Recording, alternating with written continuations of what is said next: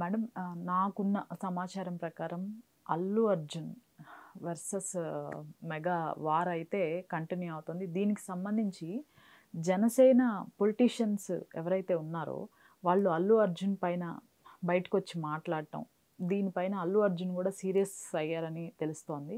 అలానే దీనికి సంబంధించి 2-3 డేస్లో ప్రెస్ మీట్ కూడా పెట్టి ఇవి ఆపకపోతే నేను లీగల్ యాక్షన్స్కి రెడీ అవుతాను అని కూడా ప్రెస్ మీట్ పెట్టాలని ఆలోచిస్తున్నారు అని చెప్పేసి తెలుస్తోంది. ఎందుకని మరి ఇంత దూరం ఎందుకు వచ్చిందంటారు ఈ ఇష్యూ?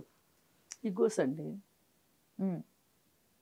మేము రాజకీయాల్లోకి వచ్చాము, మేము రాజకీయాల్లో ఇవాళ రాణిస్తున్నాము, మేము గెలుస్తున్నాము, మాకు ఢిల్లీ పెద్దల అండ ఉంది అని పవన్ కళ్యాణ్కి, అలాగే పవన్ కళ్యాణ్ కుటుంబ సభ్యులకి ఆ ధీమా ఉంది. అలాగే అభిమానులకి మా అభిమాన నాయకుడు ఆకాశంలో నుంచి ఊడిపడ్డాడు, కారణ జన్ముడు, అలాంటి మాకు దేవుడు అయితే మీకు కూడా దేవుడు అవ్వాలి. మీరెందుకు ఎక్కువ తక్కువగా ఆలోచిస్తున్నారు అసలు మా దేవుడి గురించి? అది వాళ్ళ వాదన. ఇప్పుడు ఇంతకుముందు కూడా మనం అల్లు అర్జున్కి సంబంధించి పవన్ కళ్యాణ్కి సంబంధించి మనం ఒక వీడియో చేసాం. అయితే దాని కింద కామెంట్స్ చాలా దారుణమైన కామెంట్స్ చూశాను నేను పవన్ కళ్యాణ్ అభిమానుల దగ్గర నుంచి. అంటే నాకు ఏమనిపించిందంటే, అభిమానం ఉండడం వేరు, అభిమానం అవధులు దాటిన తర్వాత అది ఎక్కడికి వెళ్ళి ఆగాలో తెలియక దురభిమానంగా కూడా మారే అవకాశం ఉంటుంది. ఇప్పుడు ఆ స్టేజ్లో ఉన్నారు పవన్ కళ్యాణ్ అభిమానులు కొంతమంది. వాళ్ళకి ఎదురు వాళ్ళు మాట్లాడేది ఏమైనా మాట్లాడిన దాంట్లో వాస్తవం ఉందా, వాళ్ళు మాట్లాడేది రీజనబుల్గా ఉందా, అలాగే తర్కబద్ధంగా ఉందా అనేది గమనించుకుంటే, అసలు మనం ఏం మాట్లాడాము, ఎలా మాట్లాడాము అనే దాన్ని వాళ్ళు అర్థం చేసుకుంటే గనక, ఒక క్లారిటీలో ఉంటే గనక అలాంటి కామెంట్స్ రావు. పైగా నీ సినిమా ఎట్లా ఆడుద్దో చూస్తాము, నీ సినిమా పోయేటట్లు చేస్తాము, ఇలా రకరకాల కామెంట్స్. అసలు నువ్వెంత, నీ బతికెంత, ఇలా మాట్లాడుతున్నా అభిమానులు ఎవరైతే ఉన్నారో అభిమానుల గురించి కూడా నేను మాట్లాడాలనుకుంటున్నాను. ఎందుకంటే అభిమానం, మీ అభిమాన నటు మీద అభిమానం ఉండడం వేరు, వేరే వాళ్ళ పట్ల అది ద్వేషంగా మారుకుంటుంది. ద్వేషము, చిన్న చూపు చూడటం వేరు. మీకెందుకు అసలు అంత పవన్ కళ్యాణ్ ఎవరన్నా ఏమన్నా అనగానే మీరు ఎందుకు అంత విరుచుకుపడుతున్నారు? అసలు మీకు ఇంకొక పని లేదా? మీకు ఇష్టమైంది పవన్ కళ్యాణ్, ఆరాధించండి, సినిమాలు వస్తే చూడండి, జేజేలు కొట్టండి. కానీ ఇదేంటి అసలు పవన్ కళ్యాణ్ కాదన్న వాళ్ళని మీరు ఓర్చుకోలేరా?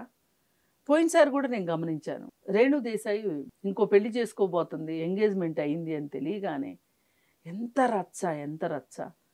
ఆ దెబ్బతో ఆ పెళ్లి కొడుకు పుంజాలు జంపుకుని పారిపోయాడు అన్నట్లు అయిపోయింది. ఆమె రద్దు చేసుకోవాల్సి వచ్చింది.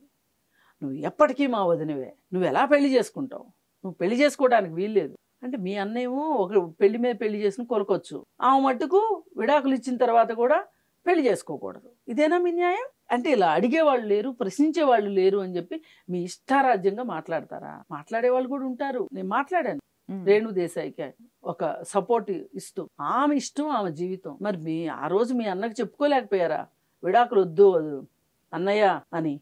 పోనీ విడాకులు ఇచ్చేసిన తర్వాత అయినా సరే జరిగింది ఏదో జరిగిపోయింది, ఇకనైనా నువ్వు వదిన తలుచుకుంటా వదిన ఫోటో పెట్టుకుని ఉండొచ్చు కదా, నువ్వు ఇంకో పెళ్లి చేసుకోవద్దు అన్నయ్య అని ఎందుకు చెప్పలేకపోయారు? మరి ఎందుకు రేణు దేశాయికి చెప్తున్నారు మీరు? మీకు ఒకసారి వదిన అయిన తర్వాత ఇంకా పర్మనెంట్ గా వదినే, ఆ వదిన భర్తకు మట్టుకు పర్మనెంట్ గా ఉండాలని అనుకోవట్లా మీరు.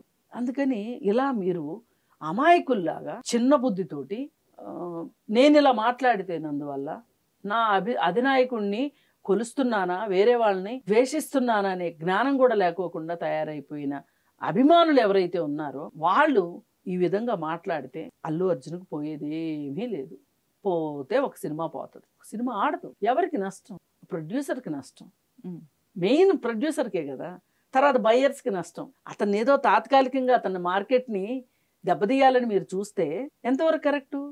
చరిత్రలో ఇలాంటి పని ఒక మహానుభావుడు చేసి ఇవాళ 11 సీట్లతో సరిపెట్టుకున్నాడు. పవన్ కళ్యాణ్ సినిమా వస్తుంది అనగానే సినిమా టికెట్ల రేట్లు తగ్గించేయటం, వేరే వాళ్ళ సినిమా వస్తుంది అనగానే టికెట్ రేట్లు పెంచడం. ఒక తైతక్కలాట ఆడాడు కదా, ఏమైంది ఇప్పుడు, ఎక్కడున్నాడు అని మీరు కూడా అలాగే అవ్వాలనుకుంటున్నారా? అందుకని కాస్తంత ఒళ్ళు జాగ్రత్త పెట్టుకోమని, అభిమానుల్లాగా ఉండండి, కానీ మీ పరిధులు పరిమితులు దాటద్దు. ఈ విషయంలో పూర్తి మద్దతు మట్టుకు నా మద్దతు అల్లు అర్జున్కే. ఎందుకంటే మీరు ఇంకా తెగేదాకా లాగుతున్నారు. సినిమా ఎలా ఆడుతుందో చూస్తాం, ఉచ్చబోయిస్తామని మాట్లాడుతున్నారు. కరెక్ట్. అతనికి పూర్తి స్వేచ్ఛ ఉంది. ఎవరికి మద్దతు ఇవ్వాలి, ఎవరింటికి వెళ్ళాలి, ఎవరిని ఇంటికి పిలుచుకోవాలి అనేది అతని వ్యక్తిగతం. అతని వాళ్ళ పరిపూర్ణమైన అదే సర్వస్వతంత్రమైన వ్యక్తి. అతని సినిమా లేదు, అతని మానాన్ని అతను చేసుకుని అతని జీవితం అతను గడుపుతుంటే మీరెందుకు మాట్లాడతారు అసలు? అదే ఏదో అంటారు, కందకు లేని దొరద కత్తిపేటకి ఎందుకని. ఆ విధంగా ఉన్నారు.